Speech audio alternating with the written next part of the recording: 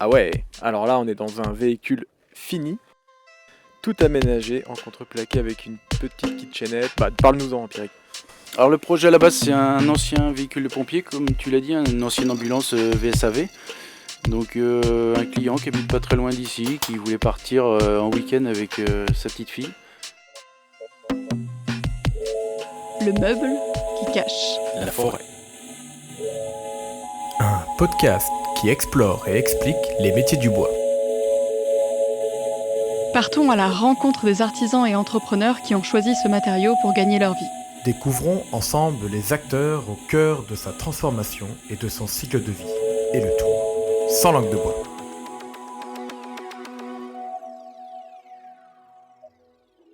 Dans cette première saison, Camille et moi vous proposons de se pencher sur le produit fini, le meuble, l'objet en bois. La deuxième transformation. Nous allons comprendre pourquoi de nombreux artisans ont choisi l'entrepreneuriat dans le bois et comment cette matière et ses dérivés leur permet de vivre de leur métier.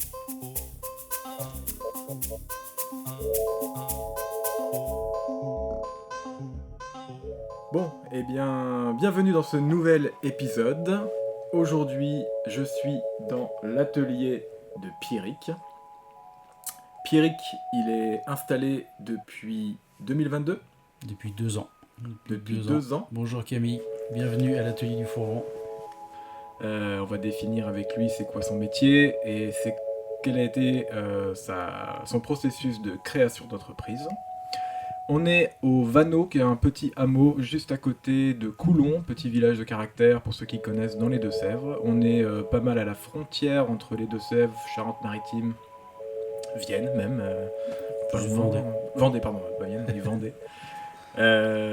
Et puis on est dans un bel atelier qu'on décrira un peu plus tard. Un atelier qui fait 230 mètres carrés. 230 mètres carrés. C'est pas mal. Et on va commencer tout de suite dans ce nouvel épisode du meuble qui cache la forêt.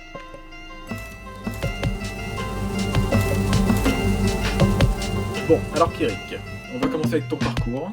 Essayer de deviner et de définir qu'est-ce qui t'a amené à ce métier-là aujourd'hui. Tu es issu d'une reconversion professionnelle, tu n'étais pas dans le domaine avant. Qu'est-ce qui t'a amené à arriver aujourd'hui à aménageur de fourgon ? Alors ce qui m'a amené à aménager du fourgon, c'est assez simple, c'est à l'origine, c'est les vacances avec les parents en camping-car. Quand t'es tout petit, tous ces engins tout aménagés qui font rêver, qui te permettent de voyager un peu partout et d'avoir tout le matériel que tu as besoin dans le véhicule.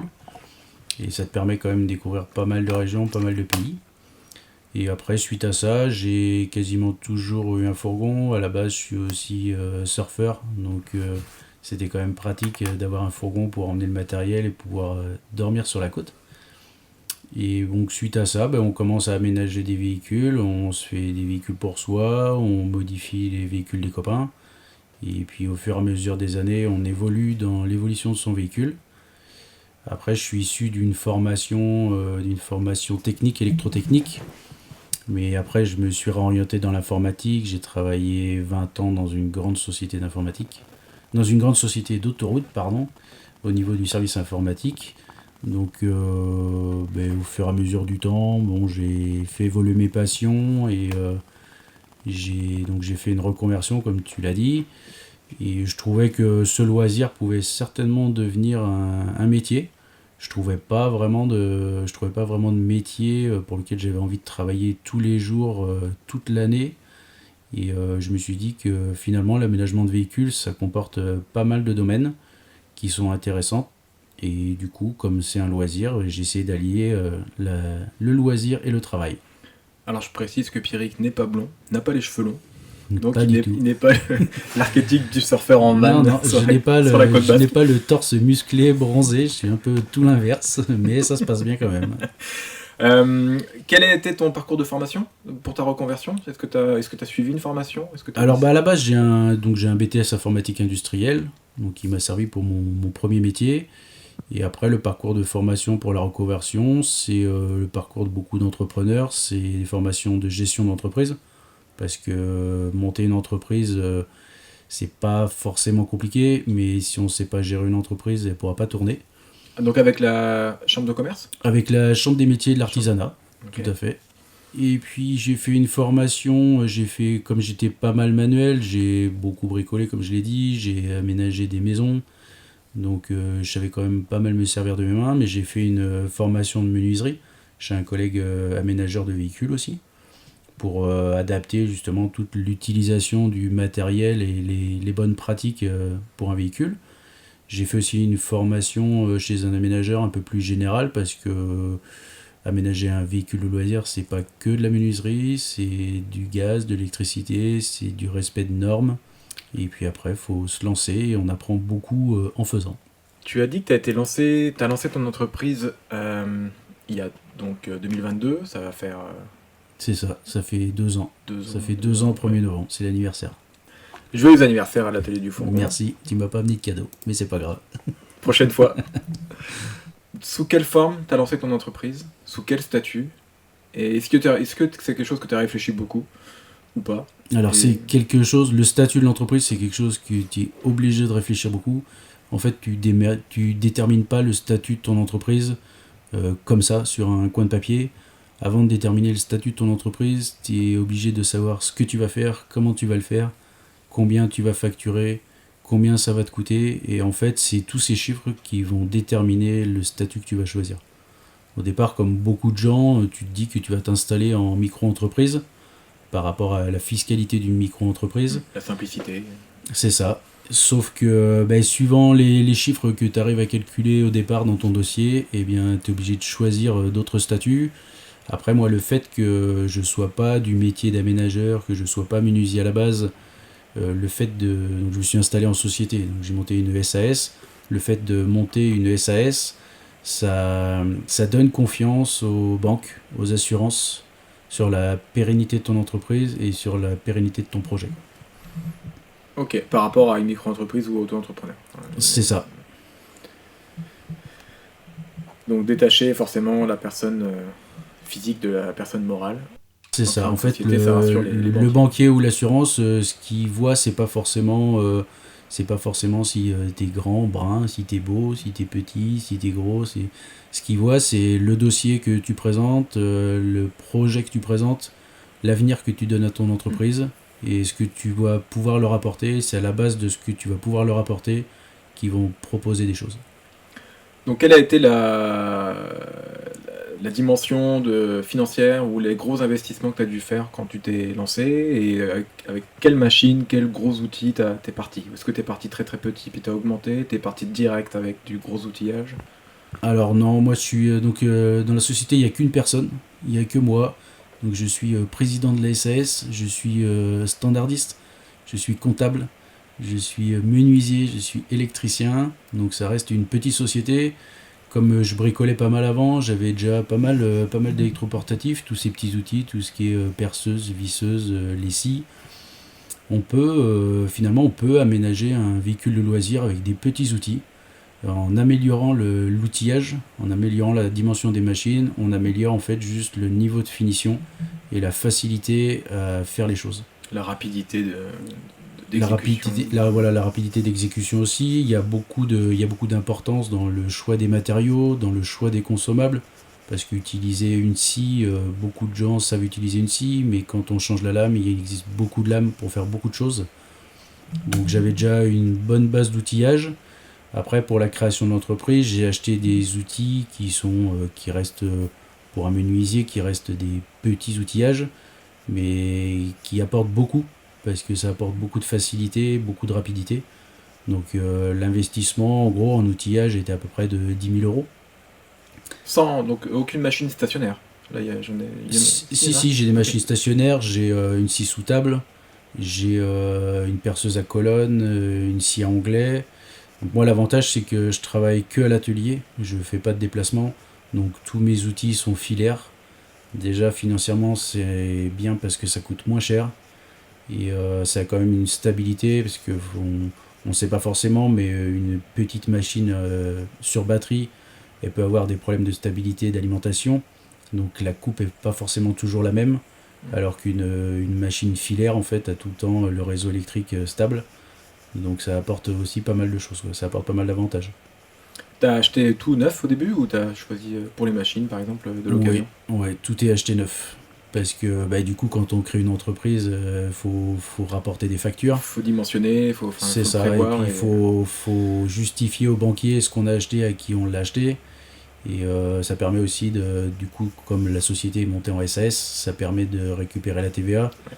Donc, et puis c'est bien aussi de partir avec des outils neufs, avec des outils qui ont une garantie. Et c'est bien d'acheter des outils à des professionnels qui connaissent le métier, qui savent les outils qu'ils vont te vendre et qui te proposent des outils qui correspondent à ton besoin sans partir dans des financements excessifs. Ouais. Et en cas de SAV, C'est sais vers qui te tourner. moi je travaille avec des sociétés, avec des grands fournisseurs de quincaillerie, avec Wurtz, avec Foussier. Et il y a certains contrats de garantie où quand ta machine est en panne, tu la ramènes, ils te prêtent une machine en attendant que ta machine soit réparée.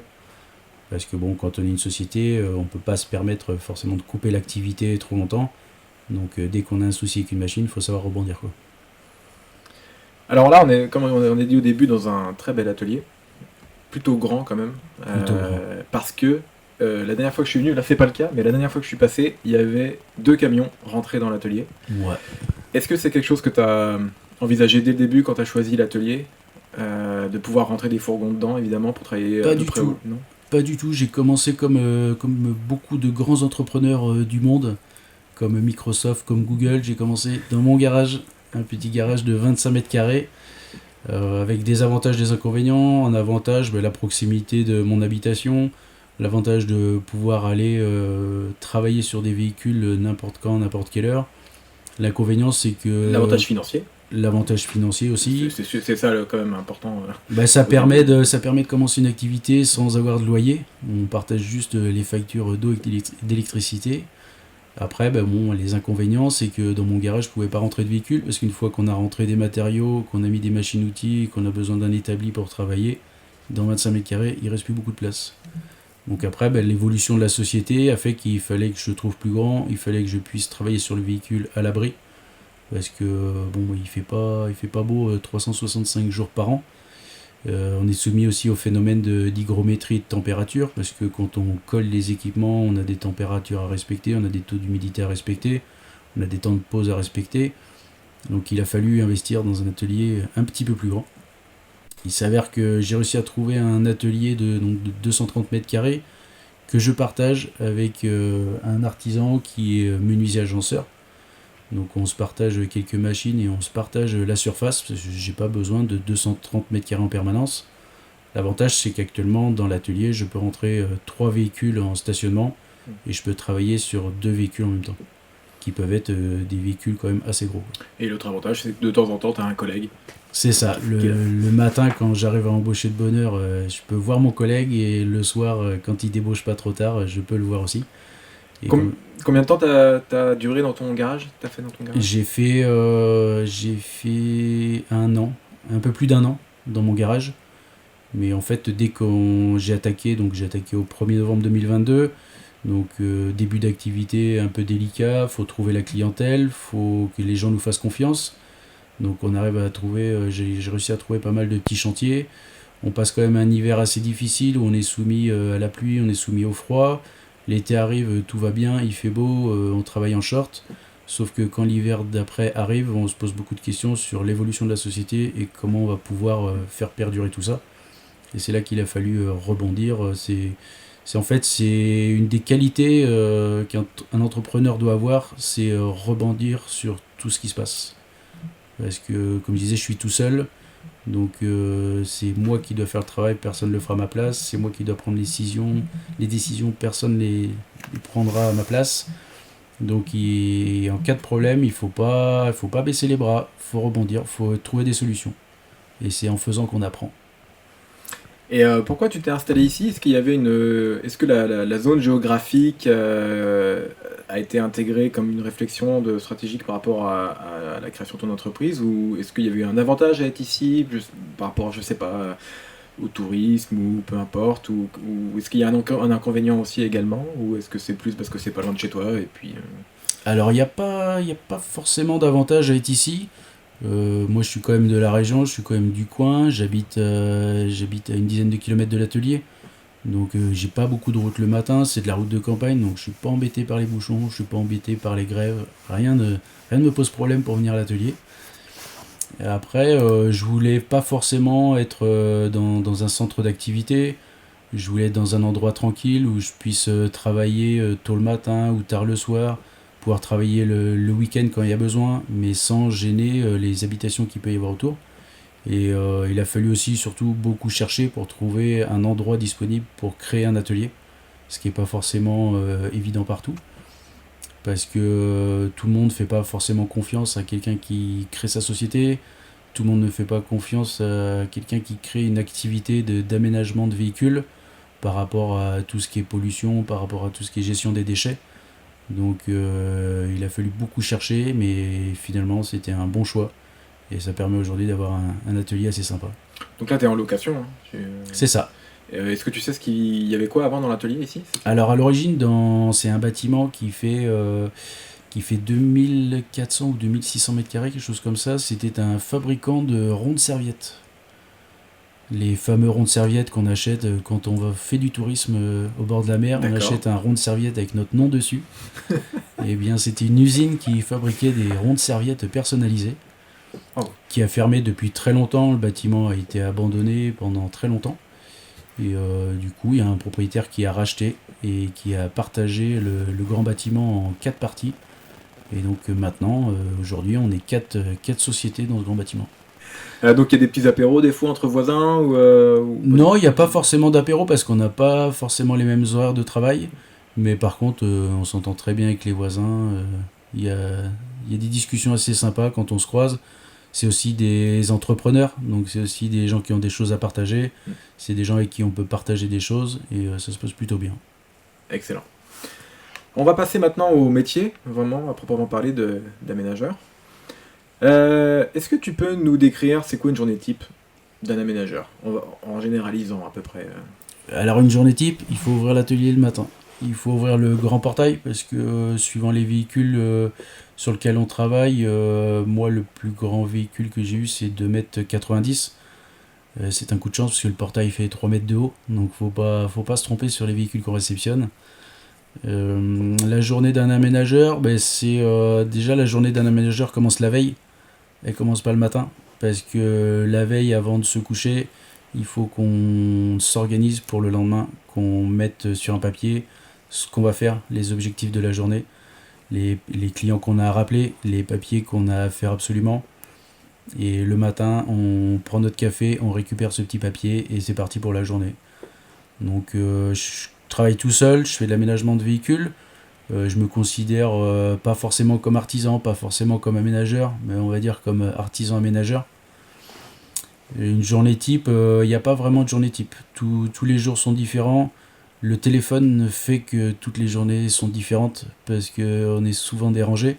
Mais bon, ça fait aussi partie du métier.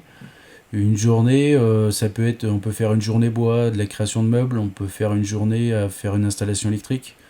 On peut aussi faire des journées, ce que j'appelle moi les journées paperasse. C'est des journées où on fait des dossiers d'homologation pour le véhicule, où on cherche des fournisseurs, où on honore nos factures, où on va chercher du client, où on fait un peu de com. Toutes les journées sont vraiment différentes. L'avantage que je vois dans ce métier, c'est que donc, je fais de l'aménagement bois sur des véhicules de loisirs. Je fais que de l'aménagement sur des véhicules clients, je ne fournis jamais le véhicule. L'avantage qui peut être un inconvénient, c'est que chaque projet est différent, chaque véhicule est différent. En faisant du sur-mesure, je m'adapte vraiment aux besoins du client. Je lui vends pas plus, pas moins. Je lui vends ce que lui, il a besoin. Et je le conseille aussi pas mal parce que je peux avoir des clients qui veulent beaucoup de choses dans un véhicule, mais on peut pas forcément tout rentrer dans le véhicule. Les gens savent pas forcément pour leurs besoins qu'est-ce qu'il leur faut. Donc c'est vrai qu'aujourd'hui sur internet on peut trouver beaucoup de choses, sur YouTube on peut trouver beaucoup de choses, mais mon but c'est de leur vendre seulement ce qu'ils ont besoin et pas plus. Et puis rester dans leur budget, c'est ça. Quelque chose de raisonnable, quoi. C'est ça, le budget rentre en jeu dans 90% des projets, on va dire. Combien de temps tu mets pour aménager un van en général? Je sais que tous les projets sont différents, donc tu vas pas forcément faire du gaz ou de l'électricité ou du meuble à chaque fois, mais en général, un camion, il reste combien de temps dans ton atelier En général, un camion, entre le moment où il est rentré et le moment où il repart, on va dire en moyenne un mois. Après, tout dépend du projet. Là, je sors sur un projet d'aménagement. Le véhicule est arrivé fin septembre. Il y a eu pas mal de soucis, donc il repart ce soir, D'accord. donc fin novembre. Les projets, le prochain projet va durer 15 jours, 3 semaines. Le projet suivant va durer un mois et demi. Donc c'est vraiment besoin. Après là-dessus, on intercale ce que j'appelle des petites interventions. Ça peut être une modification électrique, une pause de chauffage. C'est des projets qui peuvent durer 1, 2, 3 jours. Donc c'est vraiment, tout est vraiment différent, quoi. On peut pas vraiment faire de moyenne, quoi. Tu fais aussi, est-ce que tu fais un peu de modélisation 3D pour certains clients ou... Alors je fais pas vraiment de la modélisation 3D parce que la modélisation 3D c'est aussi un métier, ça prend aussi beaucoup de temps. Quand on travaille tout seul, on n'a pas forcément beaucoup de temps. Donc je fais, pour les gros projets, je fais ce que j'appelle moi des plans de volume. C'est-à-dire que c'est comme un plan 3D mais beaucoup moins précis. Mais au moins le client sur un dessin voit où va être le lit, où va être le meuble de rangement, où va être la cuisine, dans quel sens ça va être. Donc ça leur permet un peu de se projeter dans le véhicule. Au niveau des clients, je leur propose différents bois, différents motifs, différentes constructions. Comme je disais, c'est du sur-mesure, donc chaque projet est différent. Personne n'aura le même meuble, personne n'aura le même lit, personne n'aura la même cuisine. Après, il y a toujours une part de surprise. En fait, à la base du projet, moi, je prends rendez-vous avec le client et on va discuter pendant 1h30, 2 heures. Moi, ce que j'ai besoin de capter, c'est ses besoins et ce qu'il va faire avec le véhicule.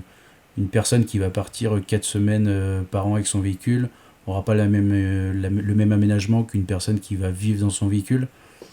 Je prends rarement les plans des clients parce que j'ai certains clients qui arrivent avec un plan déjà tout fait et qui me disent moi je veux le lit là, je veux la cuisine là, je veux une ouverture là. Ce que je prends moi c'est le besoin du client et par rapport à ses besoins, moi je lui propose un agencement. Après, on peut se revoir une fois que l'agencement est sur papier.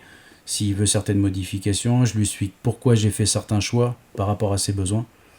Donc, et on fait des plans et des plans. Et là, des toi, plans. tu pars sur des plans de fourgon qui existent. Par exemple, demain, on t'amène un Ducato. Tu connais déjà comment un Ducato est implanté au sol. Je sais pas, est-ce qu'il existe Ouais, on peut trouver sur Internet, grâce à Internet, parce que j'avoue, il y a 25 ans, quand j'ai commencé à bricoler des fourgons, Internet, c'était pas trop une référence. Aujourd'hui, en 2024, sur Internet, on trouve beaucoup de choses. Il y a beaucoup de bonnes choses, il y a beaucoup de mauvaises choses. T'as pas à faire des relevés dans chaque camion, quoi. Alors, je prends toujours des relevés. Quand on fait le rendez-vous client, je prends les grands relevés, je prends la longueur, la largeur, la hauteur, les emplacements de certaines structures. Est-ce qu'il y a une porte latérale, deux portes latérales? Est-ce qu'il y a deux portes arrière, un haillon? Est-ce qu'il y a des dimensions de sièges? Est-ce qu'on enlève des sièges? Il y a quelques petites dimensions à prendre. Et après, quand je fais la conception, il y a des sites internet sur lesquels on trouve les dimensions du véhicule, notamment ce qu'on appelle les dimensions utiles, c'est-à-dire toute la partie arrière qui doit être aménagée, quoi. Ok. J'imagine que tu utilises principalement des dérivés du bois, pas forcément du bois massif. Non, alors j'utilise pas du tout de bois massif. Parce que je pense que c'est l'aspect, il y a l'aspect onéreux peut-être, mais surtout l'aspect poids C'est qui ça. rentre en jeu. C'est ça. En fait, plus le véhicule, plus vous allez le charger, plus il va prendre de contraintes et plus vous allez consommer. Mon but, c'est quand même de mettre le moins de poids possible pour garder un véhicule assez viable à la conduite. Maintenant, donc je fais que des aménagements bois, j'utilise pas le métal. J'utilise du contreplaqué, différentes essences de contreplaqué, différentes épaisseurs, différentes dimensions, mais ça reste du contreplaqué. En finition, je fais de la finition vitrifiée au huilé. Je fais aussi sur certains projets participer les clients, des clients qui sont un peu créatifs ou qui sont un peu manuels. Je peux leur proposer un aménagement brut, prêt à peindre, et c'est eux qui s'occupent du finition pour choisir leur couleur, quoi. D'accord. Comme je dis souvent, je suis pas peintre. Peintre, pour moi, c'est un autre métier. J'ai, comme beaucoup de gens, essayé de la peinture. Ça n'a pas un rendu satisfaisant pour moi. Ça pourrait avoir un rendu satisfaisant pour le client, mais moi, je ne serais pas satisfait de mon travail. Donc, quand on fait un travail comme ça, soit à la base on n'est pas satisfait de son travail, on ne le propose pas au client tant qu'on n'est pas content soi-même, quoi. Est-ce que tu travailles au pistolet ou tu as une cabine de peinture ou... Non, je travaille tout au rouleau. Ok. Au rouleau, au pinceau. Et je reviens sur l'aspect poids et j'embarque sur justement l'aspect un peu réglementation. Ouais, Alors j'imagine que sur le poids, il y a une réglementation à suivre, c'est ça. à ne pas dépasser. C'est ça. Outre l'aspect que le véhicule reste bien à la conduite et puis reste Le plus léger plus possible. léger possible, ouais. C'est quoi les points spécifiques à la réglementation dans ton métier en fait, qui est quand même, je pense, très réglementé. À la fin, le camion il va sur une route, Ouais. des gens vont vivre dedans. Ouais. Donc pour toi, c'est quoi les choses à ne pas louper, quoi, les points réglementaires En termes ne de pas passer route, à côté. les choses à ne pas louper, c'est déjà comme c'est un véhicule léger, on est limité à, suivant le véhicule, 3 tonnes, 3 tonnes 3, 3 tonnes 5. Donc ça c'est pareil quand on fait le premier rendez-vous. On fait une photocopie de la carte grise, parce que sur la carte grise tout est noté.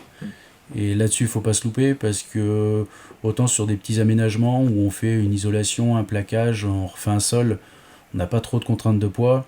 Mais quand on attaque sur des véhicules avec des aménagements complets, où on crée une cuisine, on crée des meubles, on met des réserves d'eau, on met des réserves de gaz, si l'homologation, au calcul final, on dépasse le poids maximal, on est refusé à l'homologation. Et là après ça amène d'autres contraintes, il faut chercher à récupérer du poids. Est-ce que ça t'est déjà arrivé? Non, ça m'est jamais arrivé. Ok. Parce, Donc, tu parce notes tout au fur et à mesure, tout ce que tu embarques dans le véhicule, tu Non. le pèses ou comment tu... Non, on sait à peu près, il y a des grandes lignes en fait, on sait suivant le bois qu'on utilise. Un contreplaqué peuplier par exemple va être plus léger qu'un contreplaqué au koumé. Là je prends les deux extrêmes, après il y a d'autres essences entre les deux. Chaque contreplaqué va avoir ses contraintes techniques, ses avantages, ses inconvénients. Un contreplaqué peuplier sera plus facile à travailler qu'un contreplaqué au koumé, mais par contre ça sera moins dense, donc les fixations ne seront pas les mêmes. Ouais, donc tout toi tu ça- connais après la densité de ton contreplaqué, du fabricant, et puis tu sais la superficie à peu près, et donc t'en déduis un poids. Alors j'en déduis un poids, et puis après c'est beaucoup les parties techniques. Par exemple, si on veut mettre une cuve d'eau, on met une cuve d'eau de 100 litres, on sait que ça va faire à peu près 100 kilos, quoi. Donc faut se dire que le tout ajouté, plus on va en mettre, plus on va avoir de poids. C'est pour ça que sur chaque poste, on essaye de limiter l'épaisseur du bois, on essaye de limiter tous les équipements qu'on va mettre, tout en restant dans quelque chose qui va tenir quand même dans le temps, quoi. Est-ce que tu as dû suivre une formation spécifique à la réglementation, ou ça s'est fait sur le tas à force Non, de... il n'existe pas de... En fait, dans ce métier-là, il n'existe pas de formation. Sur quel que soit le domaine, on peut se faire une formation menuiserie, on peut faire, donc on peut faire une formation menuiserie, mais qui ne sera pas forcément rapportée au Ouais. monde du fourgon. La formation électrique, ça n'existe pas. Il existe des formations d'électricien bâtiment, mais les formations, même les formations mécaniques automobiles, ça correspond pas forcément à ce qu'on va mettre dans un véhicule de loisir. Donc c'est vraiment en faisant, c'est vraiment l'apprentissage, en se renseignant partout, à droite à gauche, en essayant de comprendre ce qui se fait, comment ça se fait, pourquoi ça se fait, pour pas faire n'importe quoi, parce qu'on peut faire plein de choses, mais on peut avoir plein de soucis aussi. Donc c'est vraiment tester ce qu'on fait et être sûr que ce qu'on vend à un client, ça va fonctionner. Parce que autant moi, quand je pars avec mon véhicule en vacances, en week-end, je pars avec ma petite caisse à outils, je suis capable de dépanner mon véhicule, mais c'est pas forcément le cas de tous les clients. Et le client, quand il part un week-end, faut pas qu'il passe son Oui, et week-end puis à c'est pour réparer ça son qu'ils viennent véhicule. voir un aménageur, C'est ça. justement pour pas avoir à se soucier C'est de ça. Je sais que quand le véhicule part de l'atelier, le client, il aura pas de problème. Après, il peut y avoir du des SAV, soucis. évidemment, mais C'est ça. Mais quand le véhicule part de l'atelier, il part pour un petit moment. On parle de fourgon et de van. Deux questions là-dessus. C'est quelque chose que tu fais que pour les particuliers ou tu fais des fois de l'aménagement pour des professionnels? Alors je fais beaucoup de particuliers, la majorité de l'activité est faite pour les particuliers. Je fais des aménagements professionnels, mais surtout sur des exemples, des box pour des véhicules, des petits utilitaires comme les partenaires, comme des Renault Trafic. On fait des box de rangement avec des étagères, des tiroirs pour mettre des outils. Mais sinon je fais pas de gros aménagements professionnels, parce qu'il existe aussi des sociétés qui vendent des aménagements qui sont tout taillés sur mesure. Il suffit qu'un artisan veuille aménager son véhicule, il commande un kit, il le monte lui-même. Et tu fais des camping-cars ou tu essayes de rester à l'écart des Ah là là, camping-cars? vaste sujet, le camping-car, vaste sujet. Autant les camping-cars, les vieux camping-cars, ça restait des choses assez simples. Les camping-cars d'aujourd'hui, après ça reste que mon avis, mais c'est plus ce que c'était, c'est très compliqué et en même temps pas vraiment fait comme un véhicule de loisir. C'est les projets de camping-car, j'en fais quelques-uns parce qu'il y a des gens qu'il faut dépanner, donc je peux faire quelques petites interventions dessus, mais je reste quand même assez froid sur les camping-cars parce que ça reste un autre domaine. On peut facilement perdre du temps sur Donc un les camping-car. camping-cars, on parle d'une boîte, grosso modo, qui est posée sur un châssis, quoi. C'est ça, en gros c'est une boîte en fibre et en polystyrène qui est Ouais. posée sur un châssis. Donc par contre, ça t'arrive de faire des... Parce que maintenant, il y a beaucoup aussi de fourgons aménagés style camping-car. Du moins, d'un point de vue intérieur, ça ressemble exactement à un camping-car. Ouais. Ça t'en fait des fois? Ou du moins, t'en répares, ou tu les améliores ou... Ouais, j'en fais un petit peu. Après, la différence, il y a pas dans le matériel qui est utilisé dans un fourgon, il n'y aura pas forcément de différence avec un camping-car, mais c'est dans tout l'agencement, les fixations, Ouais. c'est complètement différent. Autant un fourgon, comme je dis souvent, ça reste une boîte de conserve, ça reste une armature métallique, donc on connaît les points de fixation, on sait quand même s'adapter sur tous ces montants-là. Un camping-car, c'est une boîte en fibre qui est posée sur un châssis. Donc c'est pas les mêmes contraintes, c'est pas les mêmes armatures. Je suis plus frileux dans ce domaine-là. Est-ce que c'est la même réglementation? C'est la même. En fait, la réglementation, c'est à partir du moment où c'est un véhicule léger, un poids permis lourd, B. ça reste la même chose, quoi. Chaque domaine va avoir ses contraintes. D'accord. Est-ce que tu as une assurance, comme une garantie décennale ou chose comme ça ou... Alors il n'y a pas de garantie décennale parce que ça c'est pour le bâtiment, Ouais. mais par contre, comme toute entreprise, il y a une responsabilité civile professionnelle. Donc j'ai une assurance donc pour assurer moi le travail que je fais, et j'ai aussi une assurance véhicule prêteur, ça s'appelle. C'est pour pouvoir bouger les véhicules des clients. Parce que ce qu'il faut savoir, c'est que à partir du moment où je monte dans le véhicule et que je le démarre, je suis obligé d'avoir une assurance. Si on n'a pas cette assurance-là, je sors, même si c'est pour faire 5 mètres avec le véhicule, je tape dans un échafaudage, je ne suis pas assuré. Donc, D'accord. Ça rentre pas dans le cadre de l'assurance du client qui lui prête son véhicule à quelqu'un comme ça? Non, pas du tout. Non. Pas du tout, parce que c'est une assurance professionnelle. Mm. Donc je pouvais ne pas la prendre, mais dans ce cas-là, je pouvais pas déplacer les véhicules des clients, je pouvais pas les emmener à l'homologation. Ou faire un essai routier. C'est ça. Ouais. Sur chaque projet, je fais un essai routier après, ça permet de faire bouger un peu, de faire vibrer un peu le véhicule. Donc tu prends une nuit en camping, puis tu fais un petit essai. Non, il y a beaucoup de routes ici dans le Marais Poitevin où on peut faire bouger un peu le véhicule. Ça permet de voir si les fixations sont bien faites. Ça permet d'appréhender pas mal de choses. C'est aussi pour ça d'ailleurs que l'activité en fait n'est pas connue au niveau de l'INSEE quand on fait sa déclaration d'entreprise, parce qu'on n'est ni menuisier, on n'est ni carrossier, on n'est ni garagiste. Donc en fait la meilleure des choses c'est en fait l'activité carrossier, parce que comme par rapport par exemple à un menuisier ne peut pas assurer des véhicules clients, et pour pouvoir assurer des véhicules clients on est obligé d'avoir une activité garage, donc de dépendre de la Comme un convention des garagiste, garagistes. ouais. Tout à fait. Intéressant.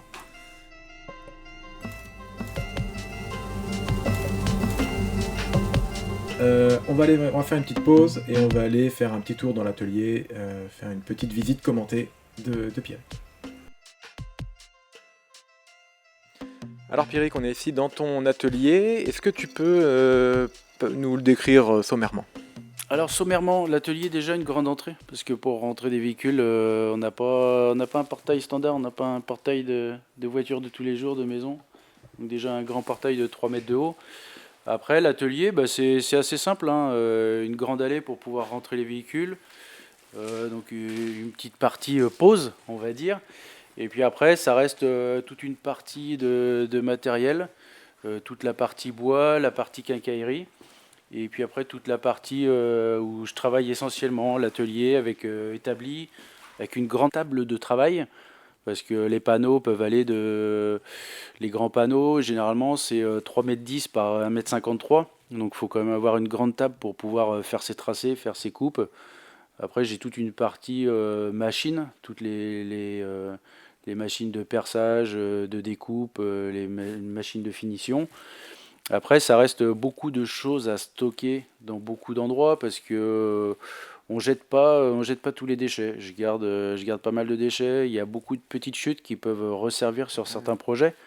Donc il y a beaucoup de choses à stocker, beaucoup de choses à garder. Là, il y a beaucoup de lumière, c'est vraiment top. Niveau luminosité, c'est parfait. Il y a un énorme établi qui fait, je sais pas, 2,50 m par 3 mètres peut-être. Et juste à côté, à 2 mètres de ça, il y a un camion qui est rentré là et qui est en train d'être aménagé, isolation, j'ai l'impression. C'est le projet en cours, un véhicule qui ne sera pas homologué, qui n'a pas un besoin d'homologation. Le client a déjà fait certaines parties dans son véhicule, donc moi j'interviens sur toute la partie isolation, habillage, création d'un lit, un lit de 140 comme à la maison, une petite partie dinette pour qu'il puisse manger, et puis une partie cuisine avec réseau électrique, réseau d'eau et une petite plaque de gaz. C'est le projet moyen, on va dire. C'est pas un petit projet, c'est pas un gros projet. C'est le projet du mois de décembre, quoi. C'est le projet de non, c'est le projet de fin novembre. C'est le projet des 15 jours, 15 jours, 3 semaines qui arrivent. Au mois de décembre, le projet est devant l'atelier. C'est le grand véhicule que je te parlais tout à l'heure. Donc là, c'est un projet ce petit projet qui va avancer assez rapidement et qu'il faut finir parce que, bon, comme je te disais, je suis tout seul, donc je peux pas avoir beaucoup de projets en même temps. Et puis j'ai que demain. Donc les projets, ils rentrent, ils ressortent le plus vite possible. Alors, on va aller voir dehors. Il y a une ancienne ambulance de pompiers qui a été reconvertie en véhicule de loisirs et aménagée par Pierrick. Et on va aller le visiter.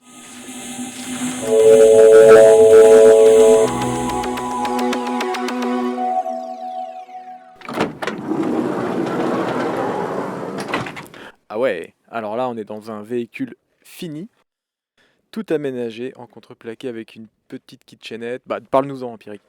Alors le projet à la base, c'est un ancien véhicule de pompier, comme tu l'as dit, une ancienne ambulance VSAV.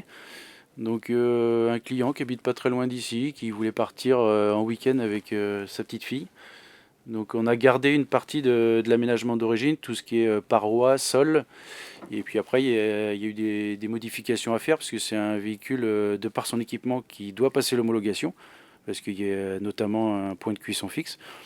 Donc je me suis réadapté sur une partie des meubles d'origine pour refabriquer un aménagement qui convienne aux clients, avec un lit peigne pour 2 personnes, une partie, donc une glacière électrique, des rangements pour mettre tout ce qui est habits, nourriture, la petite partie cuisine d'origine avec des tiroirs pour mettre plein de petites choses, et puis après toute la partie technique avec un caisson de gaz à l'entrée.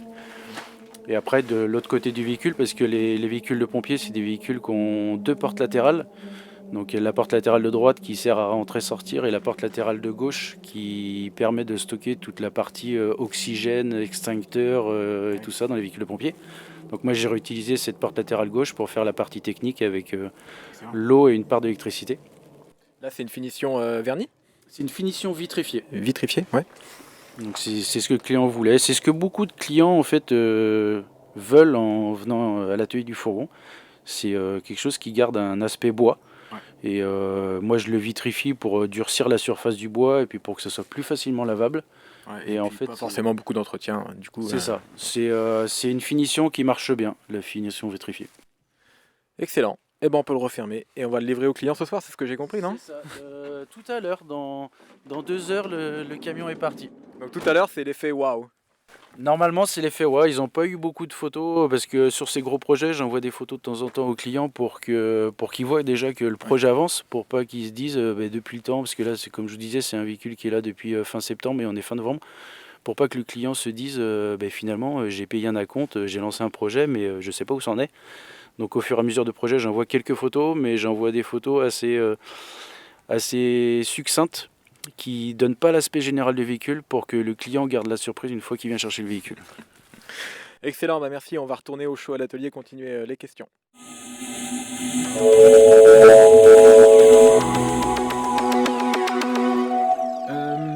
Le processus créatif, peux-tu nous dire à peu près combien de temps tu passes au processus de conception, de design en amont d'un projet ?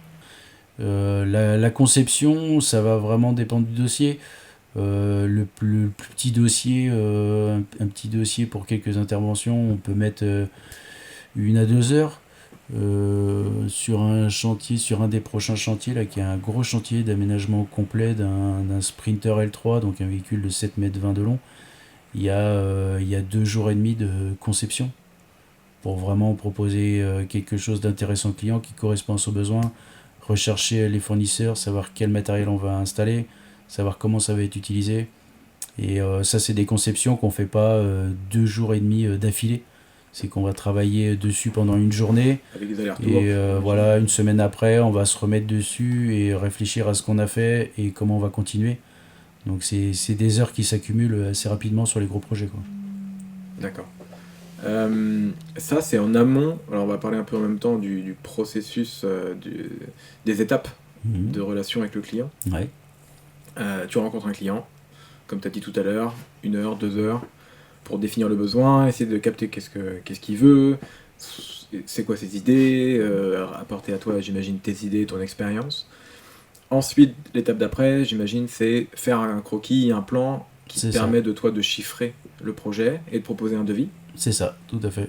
C'est un bloc-notes sur le bureau, un crayon, et je fais des dessins, je prends pas mal de notes, je note des équipements que je pourrais rajouter, des idées que je pourrais avoir. Généralement, sur un projet complet, je vais faire 2-3 croquis avec des aménagements différents pour pouvoir après me situer dans le véhicule et vraiment voir si ça correspond aux besoins du client. Parce que je peux avoir des clients qui font 1m50, donc il n'aura pas le même lit qu'un client qui va faire 1m95. Donc tout ça, ça permet on se projette plusieurs fois en fait dans le dossier pour voir si éventuellement ça pourrait correspondre au client final, quoi. Et donc après, devis accepté ou non. Lorsque le devis est accepté, là tu pars j'imagine que tu fais une deuxième étape de planification. Alors en fait, le process que j'utilise, après tous les aménageurs font pas forcément de la même façon. Moi, le process que j'utilise, c'est que donc rendez-vous client. Suite au rendez-vous, je leur établis un devis. Et quand ils sont d'accord sur le devis, parce qu'on peut se rencontrer plusieurs fois avant de signer le devis, suivant s'ils veulent faire des modifications ou pas. Une fois qu'ils ont signé le devis, en fait, ils me renvoient le devis signé. Et suite à ça, je leur fais une facture d'acompte. Et une fois que j'ai reçu l'acompte, je commande le matériel. Et une fois que j'ai reçu tout le matériel, je les recontacte pour fixer un rendez-vous. Pour être sûr qu'au moment où le véhicule va arriver dans l'atelier, j'ai le matériel pour faire l'intervention. Parce que j'imagine que des fois, il y a comme un garagiste, un peu, des fois c'est un véhicule qui leur sert. C'est ça. À tous les jours, il faut prévoir, même pour le client, le fait de lâcher son véhicule pendant 1 mois, c'est pas... C'est ça. En fait, moi, j'essaye de prévoir l'immobilisation minimum parce que je pourrais faire rentrer plusieurs véhicules et les garder stationnés ici. Mais comme je disais, l'atelier fait 230 mètres carrés. Je peux stationner 3 véhicules, mais quand il faut travailler sur les véhicules, il faut quand même un peu de place autour. Ne serait-ce que moi, pour bouger le matériel ou pour éviter d'abîmer les véhicules. Parce qu'il faut quand même les protéger sur certaines interventions. Donc c'est pour ça que je préfère avoir le matériel à l'atelier. Une fois que j'ai le matériel, on fixe un rendez-vous et je sais que le jour où je commence le chantier, j'ai tout ce qu'il faut pour le faire. Après, il peut toujours y avoir des déconvenus du matériel qui ne fonctionne pas forcément au moment où on le met en place, ou des problèmes de retard de livraison ou du manque de quincaillerie parce qu'il y a des choses qu'on n'a pas prévues lors de la conception, parce qu'on peut aussi avoir des problèmes techniques dans un véhicule. On n'a jamais toutes les connaissances et toutes les compétences. Donc certaines fois, il y a des choses sur lesquelles il faut prendre du recul, réfléchir. On perd un peu de temps là-dessus. Mais généralement, oui, quand j'ai tout le matériel, on pose un rendez-vous. Parce que lors de la conception, en fait, je sais combien de temps je vais passer sur le véhicule. Et c'est ce qui va déterminer quand est-ce qu'on va le caler dans l'agenda. Après, j'ai pas forcément une clientèle très locale. C'est pour ça qu'on parlait tout à l'heure de l'installation ici au Vano. C'est pas comme un boulanger qui va avoir une clientèle locale. J'ai des clients, nous on est dans le centre-ouest, dans le 79. J'ai des clients qui viennent de Toulouse, j'ai des clients qui viennent de Nantes, j'ai des clients qui viennent de Poitiers. Peut-être bientôt je vais avoir un client de Paris qui a son véhicule qui est stationné en Vendée. Donc faut vraiment que le client puisse amener son véhicule, me le déposer. Il faut aussi qu'il ait un moyen pour repartir, pour me le laisser. Et comme tu disais tout à l'heure, il y a des clients pour lesquels le véhicule c'est leur moyen de locomotion journalier, le daily comme on appelle ça. Donc forcément quand on stationne leur véhicule dans l'atelier, ils n'ont plus grand chose derrière. J'ai déjà une cliente qui est repartie en vélo de l'atelier parce que je lui gardais son véhicule et donc elle avait pris cette solution pour rentrer chez elle. Moi, c'est ce que je fais quand je vais au garagiste. Je repars en vélo. C'est pour ça que j'ai pris un garagiste local. Parce que... C'est ça. Justement, parlons des clients. Comment, au début en tout cas, et même encore maintenant, mais commençons par le début de l'entreprise, comment tu t'es fait connaître ? Ça a été quoi pour toi le processus de communication autour de trouver la clientèle ? Et qu'est-ce qui a le plus marché pour toi et au début ? Alors, les débuts n'étaient pas forcément évidents parce que, comme j'ai dit tout à l'heure, ça fait très longtemps que je navigue dans le monde du fourgon, mais j'ai jamais été vraiment dans cette fameuse mode van life qu'on entend beaucoup, notamment sur les réseaux aujourd'hui. Pour moi, comme je l'ai dit à l'origine, le véhicule c'était pour aller surfer. À cette époque-là, on parlait pas de van life, on était plutôt considéré comme un mélange de punk, de gitan, de SDF. C'était un peu bizarre, mais ça se passait très bien à l'époque, on arrivait très bien à s'en sortir. Donc les débuts n'ont pas été évidents. Comme beaucoup d'entrepreneurs dans ce domaine-là, on fait des véhicules pour les copains, on fait des véhicules pour la famille, on fait des véhicules pour les copains des copains. Et il y a toute une bonne partie de bouche-oreille pour commencer l'activité. C'est pas forcément des gens qui ont des gros projets parce que aménager un véhicule complet, ça entame vite un budget, ça peut vite coûter cher.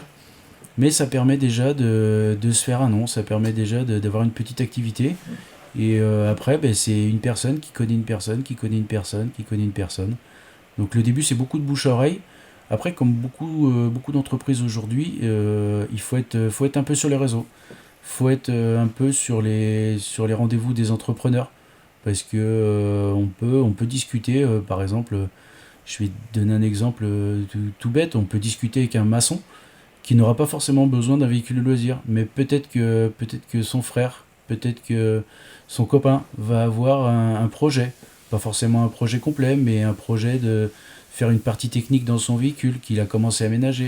Après, au fur et à mesure, on part plus sur un peu sur les réseaux. Ouais. Mais aujourd'hui, pour être bien connu sur les réseaux dans ce monde-là, faut faire beaucoup de van life, ce que je ne fais pas forcément. Il faut aussi avoir beaucoup de contenu, il faut être régulier. C'est ça.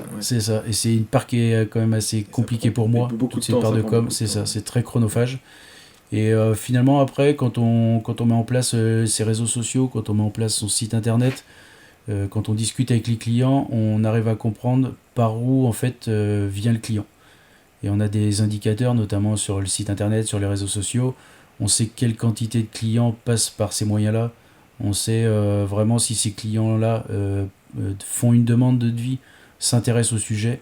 Et aujourd'hui, je peux dire que, on va dire que 70-75% de mon activité, c'est des clients qui viennent directement par le site internet, qui font une recherche sur un moteur de recherche. Ils recherchent un aménageur dans le coin. Alors ça reste quand même notamment très régional. Est-ce qu'il passe par ta page Instagram ? Est-ce que tu sais si... Non, la page Instagram sert beaucoup à montrer ce que fait l'atelier. Ouais. Mais la plupart de mes clients arrivent directement par le site internet. Après, ils se renseignent en passant par la page Instagram pour voir ce que j'ai fait et si ça peut leur plaire, si ça correspond à leurs besoins. Et après, beaucoup d'échanges téléphoniques, de rendez-vous clients. Quoi. Ok. Est-ce que ça t'est déjà arrivé de ne plus avoir de camion dans l'atelier ? C'est arrivé, parce que quand on crée une société, on n'a pas forcément de l'activité de 8h à 17h du lundi au vendredi. Donc là, tu te mets à jour sur ta paperasse, sur ta com. Ouais, et puis en fait, tu te poses beaucoup de questions. Est-ce que ton activité est viable ? Quand va arriver le prochain client ? Est-ce que les devis qui sont sortis vont être signés ? Beaucoup de doutes. Il faut faire. Ouais, dans la vie d'entrepreneur, il y a beaucoup de moments de doute. Et ça permet de prendre du recul sur sa société, savoir ce que j'ai fait qui marche, ce que j'ai fait qui marche pas, ce que je peux améliorer. On va y revenir sur l'aspect charge mentale un peu de l'entrepreneur. Mais avant ça, juste pour finir sur l'aspect client, marketing, activité, tu m'avais dit aussi, on avait discuté, tu as une activité un peu de conseil, formateur, conseil. Alors c'est pas formateur, parce que je suis très mauvais formateur. Donc je suis pas forcément un bon pédagogue. Autant j'aime bien discuter avec les gens de l'aménagement de véhicules, autant former des gens sur les véhicules, c'est pas trop mon domaine. Comme je dis, j'ai fait des formations avec des aménageurs et je vois bien la différence entre moi, ce que je suis capable d'apporter à quelqu'un et ce que eux sont capables d'apporter à un client. Il y a des gens qui font ça très bien. Si Si on m'appelle pour me demander des aménagements participatifs ou des formations, je suis capable de donner des noms, mais je vais pas faire, c'est pas un métier que je vais faire par moi-même. Et tu m'avais parlé d'un réseau en ligne et de rendez-vous. C'est ça. Après, je participe, en parallèle de mon activité, je participe à une communauté d'autoconstructeurs qui s'appelle le Van Camp, gérée par le Van Migrateur. Et c'est une société, c'est une communauté pour laquelle j'interviens en tant qu'artisan, pour des gens en fait qui aménagent eux-mêmes leurs véhicules. Et donc eux payent un abonnement mensuel.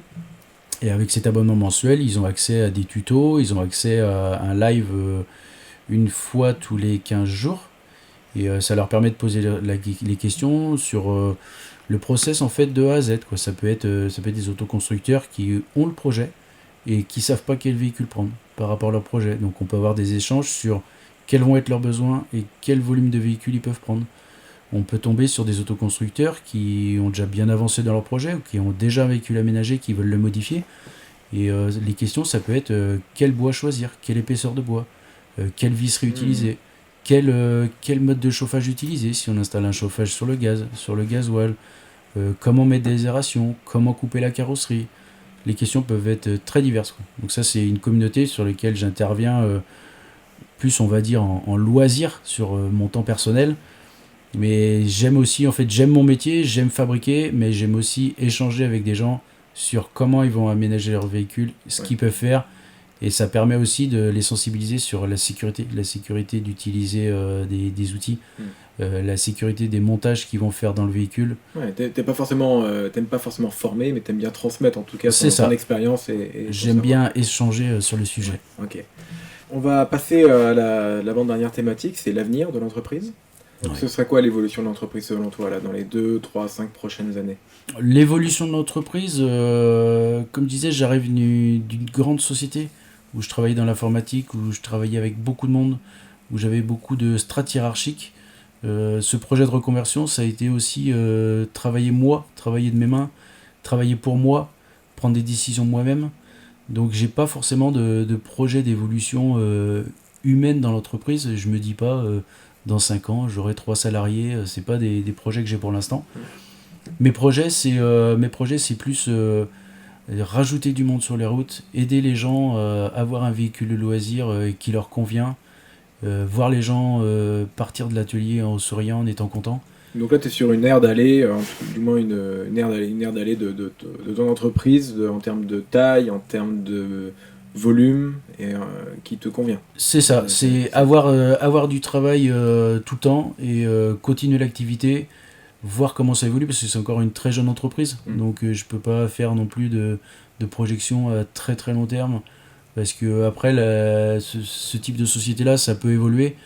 Mais pour évoluer en taille humaine, pour évoluer en moyens, faut évoluer en finance. Et c'est des choses qui sont pour l'instant assez difficiles à prendre en compte. Ah oui, ça veut dire des investissements, c'est ça veut dire du risque. Voilà, faut trouver des investisseurs, faut trouver des gens qui me font confiance. Donc déjà, j'ai trouvé des gens qui m'ont fait confiance pour créer la société. Donc maintenant, il faut que je passe quand même un peu de temps à faire mes preuves. Et une fois que les preuves sont bien stables, on verra pour l'évolution de la société. C'est vrai qu'on rêve toujours de se dire, moi par exemple, le domaine qui me plaît, c'est être dans l'atelier et travailler avec mes mains. C'est sûr que si je pourrais avoir comme projet d'embaucher quelqu'un pour faire la com, pour faire toute la partie administrative, parce que c'est des choses aussi qui sont chronophages et qui me plaisent pas forcément. Je les fais parce que de toute façon, j'ai pas le choix. Et il faut aussi les faire, ça fait partie aussi du travail de l'entrepreneur. Mais c'est sûr que je pourrais avoir envie d'avoir d'autres personnes qui me soulagent dans certains domaines. Mais pour l'instant, c'est pas la prévision. Pour l'instant, c'est stabiliser la société, la faire un peu plus vivre. Et après, on verra au moment de prendre des décisions, quoi.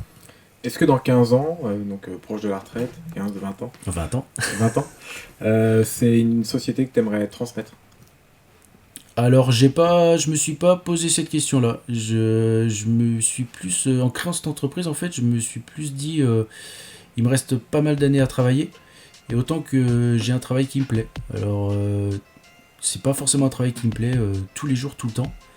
mais j'ai envie de venir travailler. J'ai pas forcément le sourire le matin parce que je suis pas trop du matin. Et je suis content d'aller au travail. Je suis content de rencontrer des gens. Je suis content de rencontrer des clients. Je suis content de rencontrer d'autres entrepreneurs, rencontrer des gens comme toi qui restent dans le domaine du véhicule aménagé, mais qui n'aménagent pas des fourgons. Mais par contre, on peut échanger sur des sujets, on peut parler de beaucoup de choses. Est-ce que l'activité, avec le recul que tu as, bon, c'est 2 ans, mais d'aménagement de vannes, donc on le sait, il y a eu un gros boom après le Covid. Ouais, la période du Covid. Ouais. Est-ce qu'aujourd'hui, tu dirais que le marché est toujours en croissance ? Est-ce que c'est plutôt stable ou au contraire, est-ce que c'est quand même, il y a de moins en moins de gens qui aménagent, font aménager leur véhicule ? On voit de tout, on lit de tout. C'est vrai que comme tu le dis, il y a eu un bel engouement à l'époque du Covid. J'ai aussi des contacts avec des aménageurs qui sont en train de se poser des questions sur leur entreprise, sur est-ce qu'ils vont fermer ou pas. Des potes qui se sont séparés de certains de leurs salariés qui étaient en apprentissage mais qui n'avaient plus assez d'activité pour pouvoir les faire travailler. Pour moi, c'est pas encore très stable. C'est vrai que la demande a diminué. Elle n'a pas diminué beaucoup non plus. À l'époque du Covid, il y a une augmentation du coût des matériaux. Oui. Il y a eu beaucoup de demandes, donc il y a beaucoup de gens qui ont acheté des véhicules chers qui aujourd'hui valent moins cher que ce qu'ils les ont achetés. Moi, l'évolution, je la vois plus dans le besoin à l'année, sur les besoins que vont avoir les gens. Ouais. C'est une activité qui dépend beaucoup du budget des gens. C'est une activité de niche. On n'a pas forcément besoin d'un véhicule aménagé pour vivre. C'est vraiment l'avenir qui nous dira si c'était un bon choix ou pas, si les choix que j'ai faits étaient bons ou pas. Mais en attendant, ça me plaît de venir travailler. Et puis, pour l'instant, tu en vis à temps plein. Pour l'instant, je fais ça à temps plein et j'en vis à temps plein. Et t'en vis, voilà. Bon. C'est ça l'intérêt, c'est ça le principal. C'est ça. Et comme tu dis, tu vas au travail avec le sourire le matin. C'est important, c'est très important. C'est super important parce que si tu t'es pas heureux dans ce que tu fais, tu vas pas le transmettre dans l'aménagement du fourgon, ça va forcément se ressentir quelque part ou dans la relation clientèle ou peu importe. C'est ça, puis je me dis que on n'est pas forcément là très longtemps sur la terre, quoi. Donc c'est quand même bien, c'est ce que je dis à beaucoup de jeunes, c'est trouve un travail qui se rapproche de ton loisir, comme ça tu seras content d'aller travailler. Et déjà, quand on est content de travailler, content d'aller faire ce qu'on fait, ça apporte beaucoup de choses. Si c'était à recommencer depuis le début, ton entreprise, la création en tout cas, est-ce qu'il y a quelque chose en particulier que tu referais différemment ? Certaines fois, je me dis que si c'était à refaire, je l'aurais fait plus tôt. Parce que je ne l'ai pas fait forcément à la bonne période par rapport à la conjoncture, par rapport au Covid. Ouais, juste avant le Covid, par exemple, ça aurait été plus facile peut-être ? Alors, ça aurait été plus facile, pas forcément, parce que certaines fois, je me dis que si j'avais monté ça avant le Covid, vu que tout le monde était bloqué à la maison, est-ce que j'aurais eu les clients ? Est-ce que la com serait passée pareil ? Est-ce qu'il y aurait eu cette facilité de rencontrer les gens ? Bloqué, ou je serais parti sur des financements un peu bizarres. Ouais. Moi, je l'ai fait à ce moment-là. Ça se passe pas trop mal pour moi pour l'instant. J'espère que ça va durer. Mais je trouve que entreprendre, par rapport à une activité salariée, entreprendre, ça donne envie d'entreprendre. Ça donne envie de faire autre chose. Ça, c'est bien. C'est un entrepreneur qui n'est pas dégoûté d'avoir entrepris et qui conseille. Non, et puis il faut pas être dégoûté. Faut faire. Faut faire même les échecs, même le temps perdu. C'est jamais. Enfin, c'est vrai que c'est négatif. C'est toujours dommage quand on voit des potes qui ferment leur entreprise parce qu'il n'y a plus d'activité, parce qu'ils ont eu un problème de trésorerie, tout ça.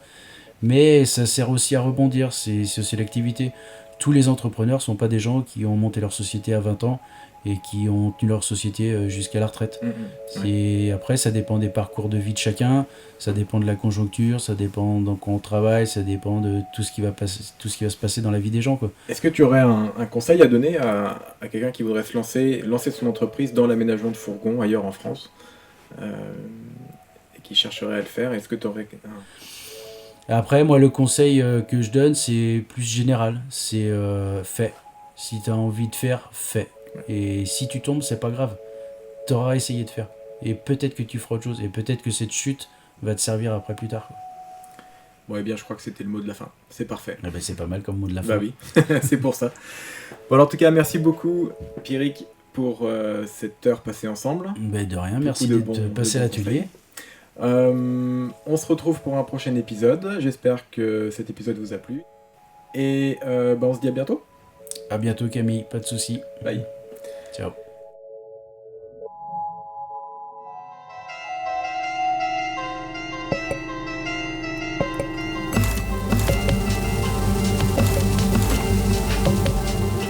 Merci beaucoup d'avoir écouté cet épisode. Si vous avez aimé et que vous en tirez des enseignements, merci de penser à nous laisser un commentaire et à vous abonner sur votre plateforme d'écoute préférée. N'hésitez pas à nous envoyer vos questions, vos pensées ou même des propositions d'intervenants à lemeuble-qui-cache-la-forêt@gmail.com ou sur Instagram. Ce podcast est réalisé et produit par nous, Camille et Clélia.